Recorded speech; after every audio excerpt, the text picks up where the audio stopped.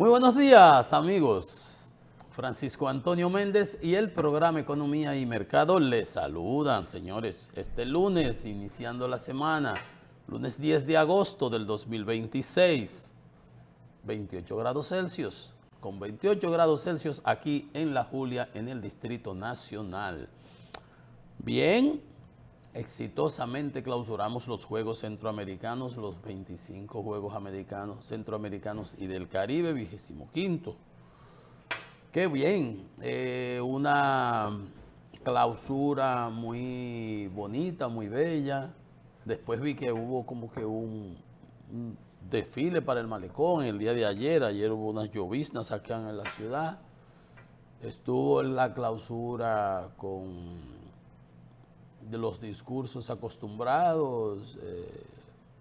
De hecho, la actividad del felicitar la inversión importante, correcto, hecho, todo muy bien. El desempeño ha sido, de los dominicanos, ha sido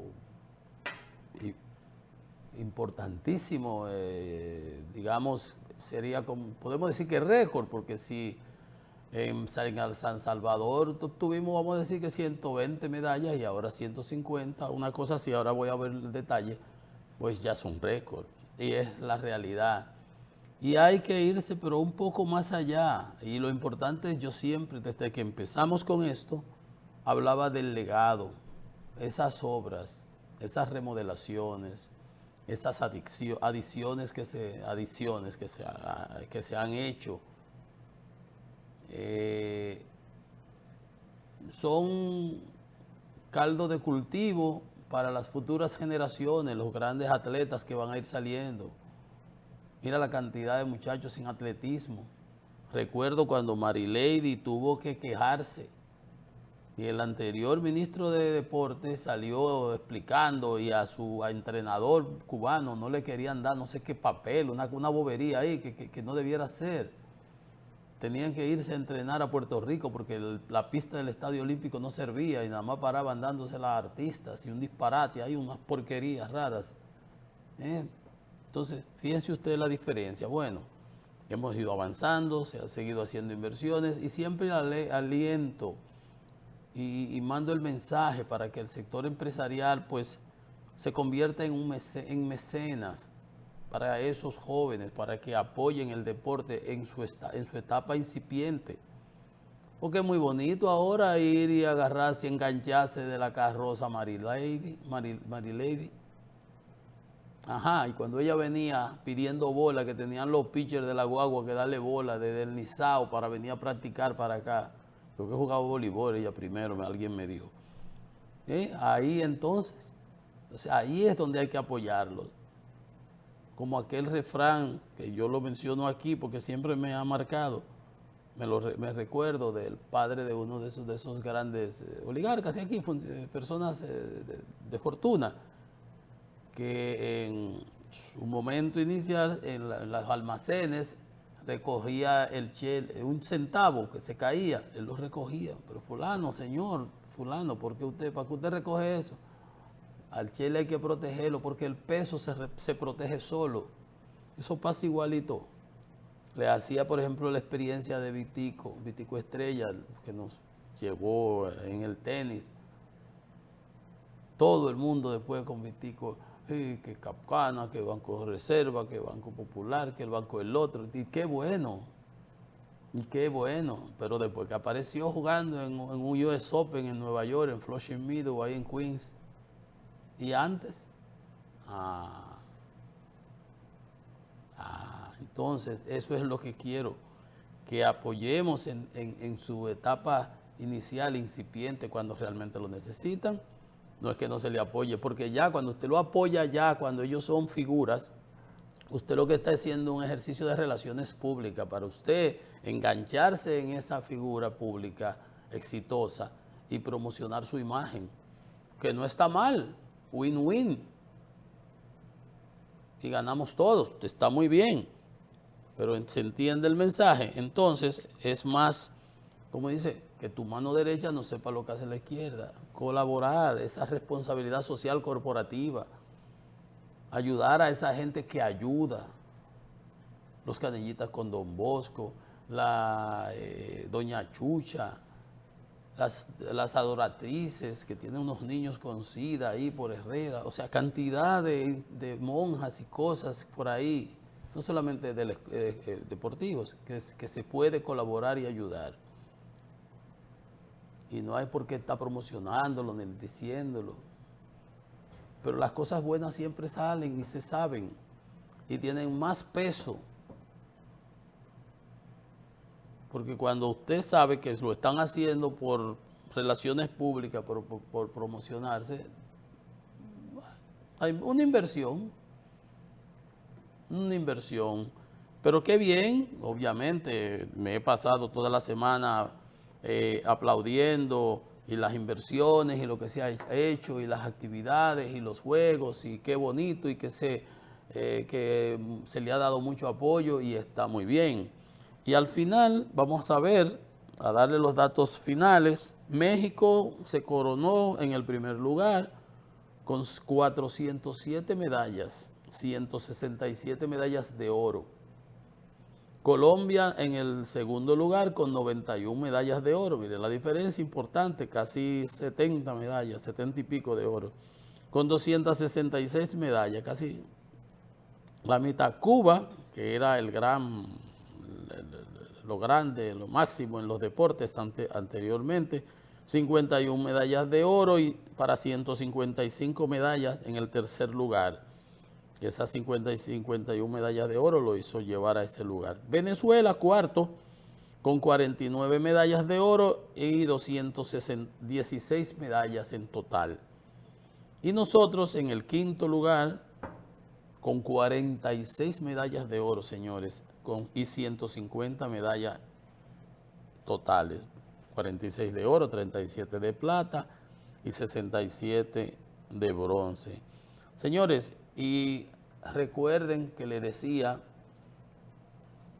que en los 12 Juegos, en 1974, en ese estadio olímpico, en ese centro olímpico que lo construyó para esos Juegos el presidente Balaguer, en ese periodo del presidente se construyó ese estadio olímpico, solo obtuvimos una medalla de oro, una.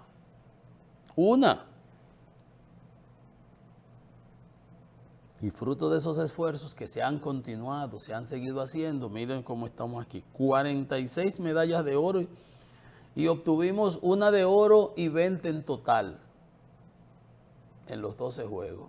20.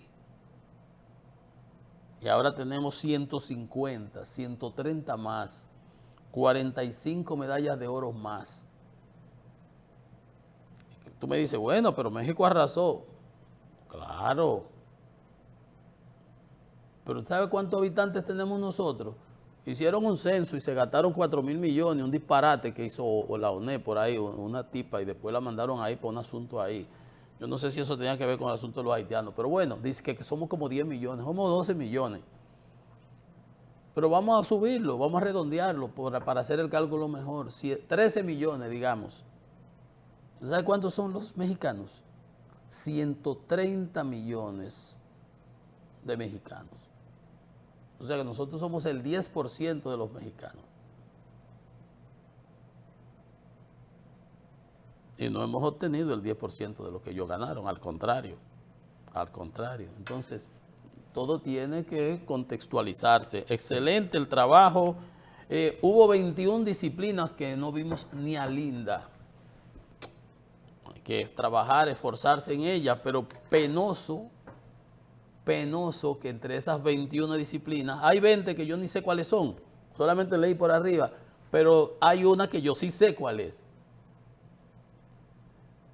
Y hasta el rimbombante adjetivo de deporte rey de la República Dominicana, que es el béisbol, la pelota, vergüenza fuimos a dar ahí en nuestro campo, en nuestra cancha, en nuestro terruño, nuestro deporte rey, el que hemos jugado, todos los niños hemos jugado pelota. Nosotros somos lo máximo, perdimos ahí en la mundial porque nos hicieron unas cosas ahí medio raras, pasó, pero bueno, pero nosotros la Grandes Ligas están inundadas de dominicanos. Nosotros somos estrellas ahí, tenemos de todo. Y fuimos ahora a estos juegos a dar lástima. Y hay otra 20 disciplinas que no obtuvieron ni las buenas tardes. Pero nada, así las cosas. Se terminaron los juegos, los atletas ya deben estar retornando, las instalaciones quedan. Hay que darle ahora mantenimiento. Esa es una de las falencias de esta administración. Al final invirtió en esos juegos. Eso está muy bien. Esas obras quedan. Ahora lo que tenemos es que también los ciudadanos ayudar a protegerlas. Cuando vayamos a los juegos, cuando hay un díscolo que ponga los pies en las butacas, ahí en el centro la media naranja, que está muy bello, hermoso, poderle decir, no una sola persona, como decía, sino todo el mundo, ¿qué pasa? Para que por lo menos, ¿verdad?, se comporten como Dios manda, como la gente. Bueno, bien, se acabaron los juegos. ¿Qué tenemos a nivel internacional? Muchas cosas, muchas cosas. El presidente Donald Trump había amenazado a Irán que lo iba a acabar de nuevo, es la número como 50 veces, ya salió a relucir, después tuvo que echar para atrás, decir sí, que lo que pasa es que tenemos muchísimas municiones, por supuesto, pero las municiones especializadas, las dirigidas y aquellas, las que se estaba hablando, han agotado, es verdad, estamos pidiéndole a las fabricantes que fabriquen más. El único problema es que eso toma tiempo. Trump no sabe de eso, de logística, ni de suministro, ni nada de eso. Él nunca ha hecho nada de eso. Entonces, ya salía en la prensa que el general Kane, jefe del CENTCOM, le están buscando un bajadero. Pues, mire, con todos estos bombardeos no hemos logrado nada, ni vamos a seguir, no vamos a lograr nada. Ya en Israel destituyeron a 2 de seguridad que tenían que ver con el tema de Irán, y otro general, porque Netanyahu fue con la historieta y convenció a Trump de que con esos bombardeos y con los trabajos que tenía la Mossad en Israel, que descocotaron a muchísimos de los IRGC, de la Fuerza de la Revolución y de los jefes del gobierno, y es verdad, pero el sistema sigue intacto. Irán sigue intacto, no se cayó el sistema porque había que conocer la idiosincrasia. Son 83 ayatolas, clérigos que eligen al presidente, y eso es una teocracia. Que se iba a cerrar el estrecho de Hormuz, pero eso lo sabían hasta los niños, hasta los chinos de Bonao, menos en la Casa Blanca y Donald Trump, que se asombró. Que iban a atacar a los vecinos, claro, ellos no van a atacar a la Casa Blanca, no llegan, si llegaran atacaran, pero no alcanzan. ¿Qué iban a atacar? Las bases militares circundantes en todo el Golfo Pérsico, hasta Jordania, fueron hasta Jordania, Irak, Kuwait, Bahrein, Qatar, Doha, Arabia Saudita, todo. Eso lo sabía todo el mundo. Y que los bombardeos no iban a destruir el régimen, que no había estrategia, que no había una visión clara. Se habían dicho 17 cosas que se atacó, porque si Israel atacaba, después ellos iban a atacar, y se hizo un ataque preventivo, y se siguió después, y entonces se trancó el estrecho de Hormuz. Ahora Trump, que lo amenazó como 400 veces, ha tenido y sigue bombardeando y no le daba nada, por lo de que yo le decía, se llama rendimiento marginal decreciente. Por más que bombardee, ya no te daba nada. Y los mercados cerrados y el petróleo encampanado a $100, y no se ha disparado a los 150 y que se proyectó, porque se ha utilizado de la reserva estratégica de los países, Estados Unidos mismos. En un momento se usaron 570 millones de barriles, Estados Unidos puso 177, están muy bajitas las reservas estratégicas. Y China utilizó sus reservas estratégicas para compensar, para no elevar la demanda en una situación de escasez de oferta, porque entonces los precios iban a disparar, y China acostumbra, y está correcto, a comprar cuando está barato, y eso es lo que debe hacerse, para acumularlo, para guardarlo, no salir al mercado para darse un disparo en los pies. Si yo salgo, incentivo la demanda y tengo que comprar más caro. Entonces China tampoco ha estado comprando gran cantidad de petróleo, ha estado usando sus reservas y manteniendo un flujo ahí más o menos. Entonces todo a eso en general, más la reducción de las municiones que se había anunciado, ha hecho que Trump haya tenido que echar para atrás. Ahora él dice que ayer, el viernes había dicho, el jueves, primero la semana pasada había dicho que el lunes iba a llegar a un acuerdo. Vamos por una semana, pasó la semana pasada, Scott Bessent, Marco Rubio, todo el mundo que se está negociando. Irán dice, nosotros no estamos negociando nada con ustedes. Estamos negociando un acuerdo con Oman para el cobro y el peaje que vamos a poner aquí, con otro nombre, que fue místicamente otro título, tráfico, servicio, lo que sea, pero billete que hay que pagarle, que va a haber que pagarle. No va a ser nunca igual. Entonces todo eso ha venido sucediendo. Entonces ahora dice Trump que sí, que están negociando, pero que él dijo primero que él estaba involucrado. Eso lo dijo él para el jueves, el viernes. Yo lo comenté aquí. Entonces, ahora dice que él lo están dejando tranquilo, que las negociaciones, la diplomacia, que no se va a bombardear. Qué bueno, y los mercados se han tranquilizado, pero el problema es que cuando tú no sabes para dónde vas, cualquier camino te sale largo. Allá seguido hubo, Emiratos Árabes Unidos dice que le atacaron dos tanqueros, dos barcos. Hubo ataques del propio Israel y de Estados Unidos a una base, a una nuclear, una estación que está en construcción, Bashar allá, que hay unos rusos construyéndola, de Rosatom tuvieron que sacar solo rusos de ahí. Irán bombardea de nuevo, pero eso no ha impactado grandemente en los mercados. Ha habido un repunte, pero más por otra cosa, y es que Irán, como ha visto y como sabe las dificultades, yo se lo decía, que tiene Donald Trump con el precio de los combustibles a lo interno de la economía, con la economía per se, perdió 23,000 empleos ahora en julio, va a complicar, la Federal Reserve tiene que reunirse mañana o pasado, posiblemente haya que subir la tasa de interés, todo contrario a lo que él buscaba como objetivo. Entonces, Israel y Estados Unidos bombardearon la central nuclear, Irán vuelve y bombardea a todos los sitios que tiene que bombardear, pero eso no ha pasado de ahí, más que es lo mismo, tú me tiras el tic-tac, tú me das el tic-for-tac, tú me tiras, yo te tiro. Pero, en toda la zona, lo peor de todo ha sido que Donald Trump ha salido con eso ahora, Irán ha endurecido su postura. Dice que él no está negociando nada con Estados Unidos, que Estados Unidos tiene que cumplir el memorándum de entendimiento, los 14 puntos que se habían negociado anteriormente. Y además, déjeme decirle, pide, bueno, que la reconstrucción, daños por lo que ha pasado. Fin del bloqueo naval, levantamiento de las sanciones, liberación de los activos iraníes congelados, que son miles de millones, y el pago de reparaciones de guerra. Usted puede estar seguro que Donald Trump no va, ellos piden que no están negociando, que para abrir el estrecho tienen que cumplirse todos esos aspectos que se incluyeron en el memorándum de entendimiento.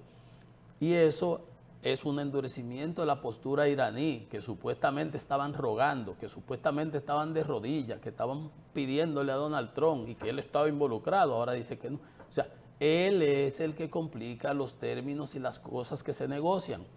Y los iraníes, sabiendo que está contra la espada y la pared y que más bombas no le pueden mandar a tirar, o que tire la que tire, él sabe que tiene un problema en Estados Unidos con la inflación, con las elecciones que vienen ahora en noviembre, con las elecciones que han venido pasando, en donde en todos los aspectos pierden prácticamente, muy raro el que no ha perdido, hasta son los candidatos en las primarias republicanos que él apoya, hay algunos que han perdido, no todos. Entonces, entre esa situación, Irán ha endurecido su postura. Pero, como decimos aquí el refrán, éramos muchos y además parió la abuela. Donald Trump ha salido con un plan de paz de 15 puntos para Gaza, que es otro de los problemas que están más para arriba, no aquí en el estrecho de Hormuz, sino el lío de los palestinos, Irán, Israel, el acuerdo de paz. Entonces Netanyahu y los israelíes han rechazado de plano el plan de Donald Trump. El plan de los 15 puntos fue rechazado.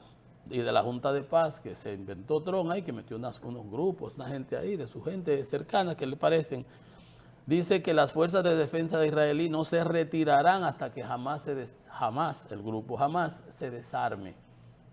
De armamento pesado, que no sea ficticio, que sea realidad.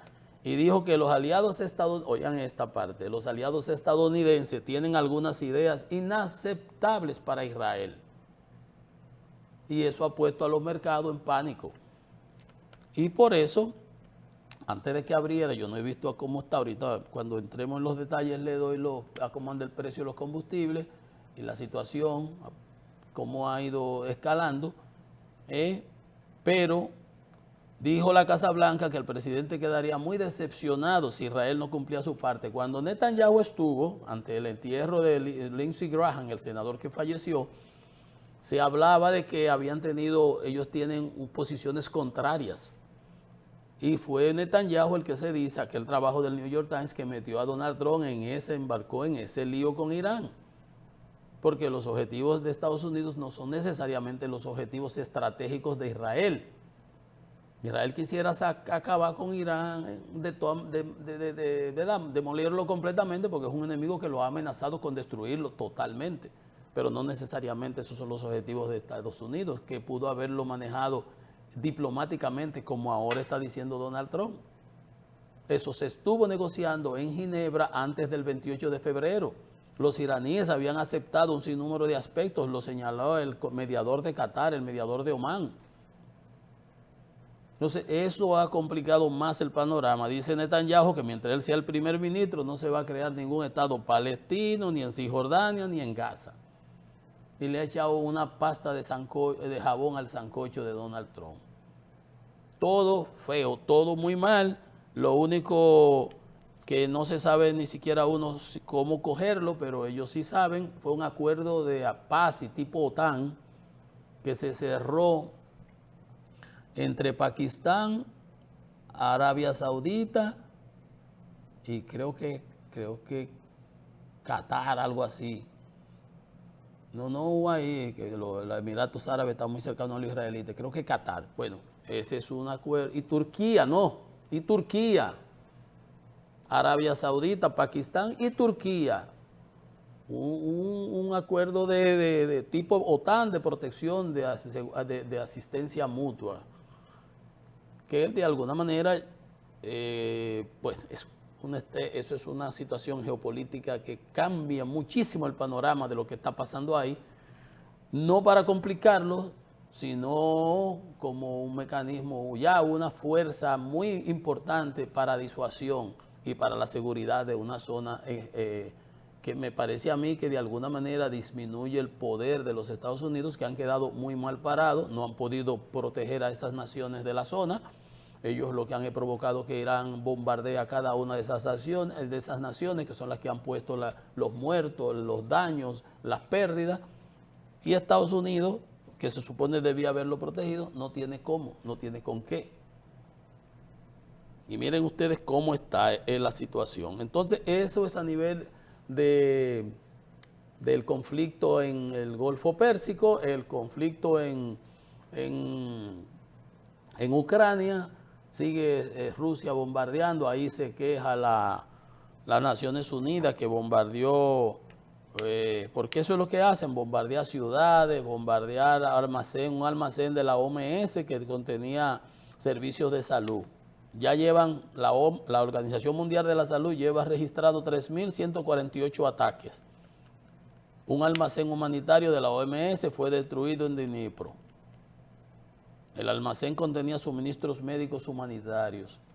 Igual, atacaron en Gerson, destruyeron una iglesia, una tienda, una peluquería, una gasolinera, edificios agrícolas, autobuses escolares, a todos. Los rusos lo que hacen es atacar objetivos civiles, mientras que los ucranianos le atacan la refinería, los almacenes del Amazon de ellos, que se llama Wildberries, que lo usan como mecanismo de transporte logístico para suplir a los militares en el frente de batalla.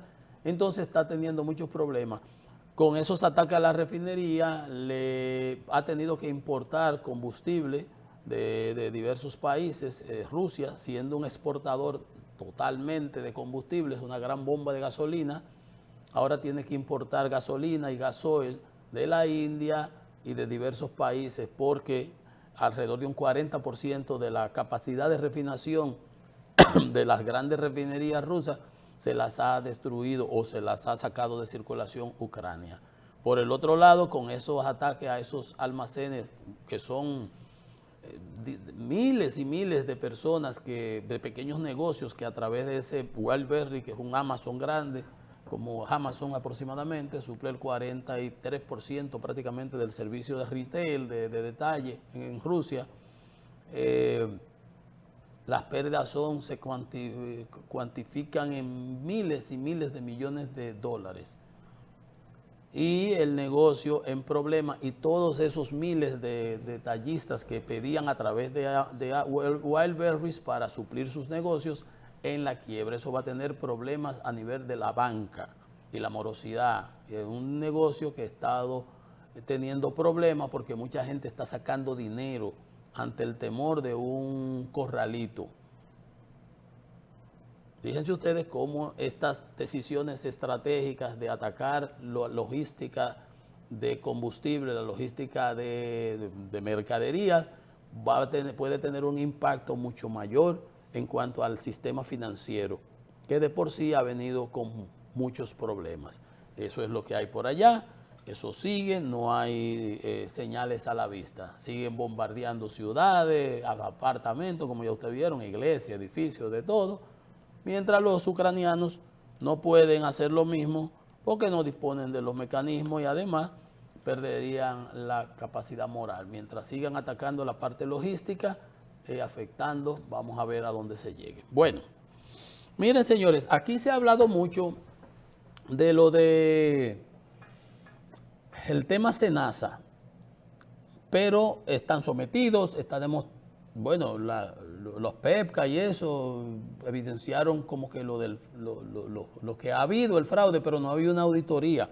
Acaba de informar la señora directora de la Cámara de Cuentas que ya se terminó la auditoría sobre el caso SENASA, pero que no será entregada todavía, tienen 45 días los que estuvieron o los concernidos y la institución misma para responder los hallazgos que hace una auditoría. Es lo correcto. Eso es lo que se hace, 45 días de plazo, se la entregaron la semana pasada y ellos la entregaron al ente auditado y a las personas interesadas.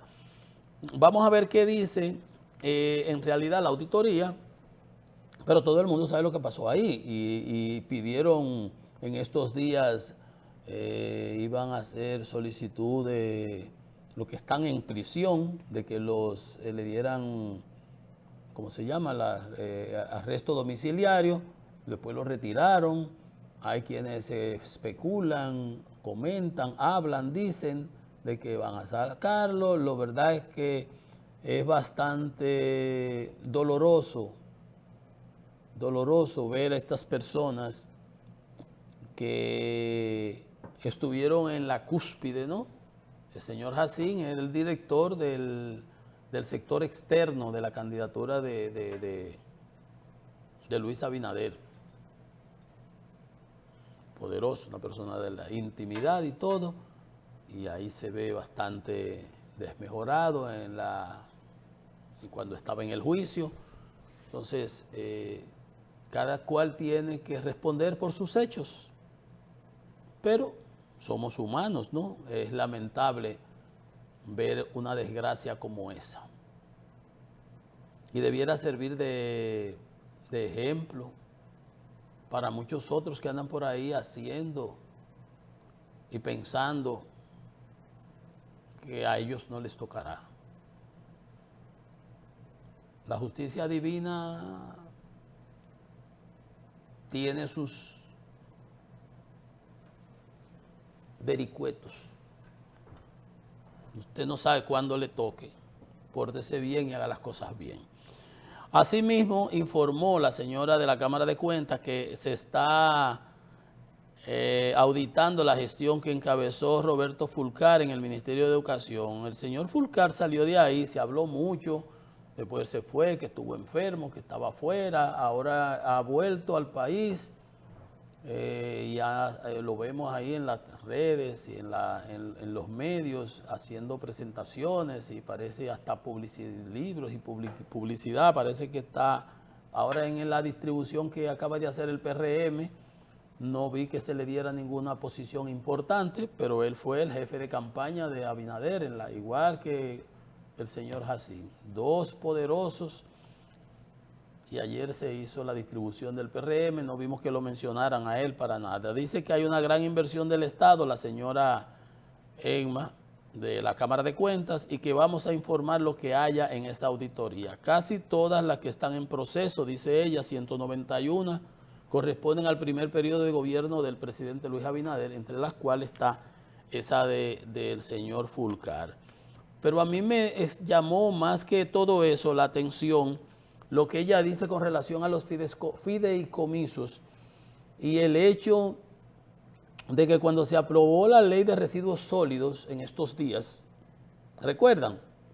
Una de las grandes denuncias que hubo es que lo que se estaba haciendo, primero que se aprobó algo sin un reporte técnico, que le metieron unos números ahí, unos valores que hay que pagar, pasaron hasta de 60,000, 600,000 pesos a hasta 3 millones para determinados segmentos de producción. Hay gente que no produce ni un papelito de basura y que si no tiene beneficios también tiene que pagar 5,000 pesos. Eso lo metieron en esa ley. Pues, entre las quejas que había era de que esa ley primero se hizo sin soporte, sin un análisis técnico, de dónde sacan los números, todo eso, pero que eso era además un impuesto subterráneo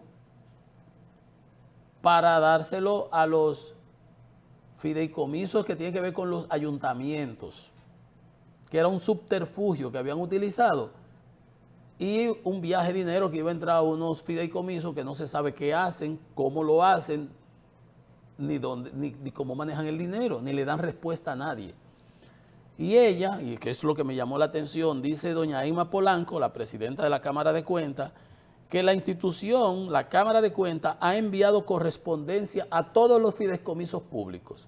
Hay fideicomisos hasta de la policía, porque aquí este gobierno se inventó eso de los fideicomisos y ha dado fideicomisos por un tubo, que ni uno sabe cuántos son, ni dónde son, ni qué no son. Pero fíjese usted que hasta la policía tiene un fideicomiso. Dice que ha enviado correspondencia a todos los fideicomisos públicos, pero las respuestas que reciben, oigan esto, es que la mayoría no están funcionando y que no reciben dinero. Dicen ellos, respondiendo. Con respecto al de Pedernales, Pro Pedernales, que se lo administra el señor que está en el Ministerio de Administración y Personal, Freud, qué sé yo qué, dice que parece que están recibiendo el dinero del gobierno central. Oigan esto, porque no se ha trabajado ningún presupuesto para asignarlo a ese fideicomiso de manera directa. Yo no sabía que del gobierno central tú podías tramitar esos dineros así para un fideicomiso. O sea, y entonces esa gente no da ni respuesta, ni ellos tienen un manto de obscuridad, diríamos. Entonces ella solicita a la Cámara de Cuentas, que se supone debe auditar cada institución. Y ellos dicen, no, nosotros no tenemos nada, nosotros no hemos recibido dinero. Entonces, ¿cómo se manejan? ¿En qué consiste su función? No, eso no se cree para nada. Eso no se cree para nada. Y ese es un tema que va a haber que responderlo en algún momento. ¿Con qué se come eso de los fideicomisos? ¿Con qué se come eso? Vamos a hacer una pausa, que esto es Economía y Mercado.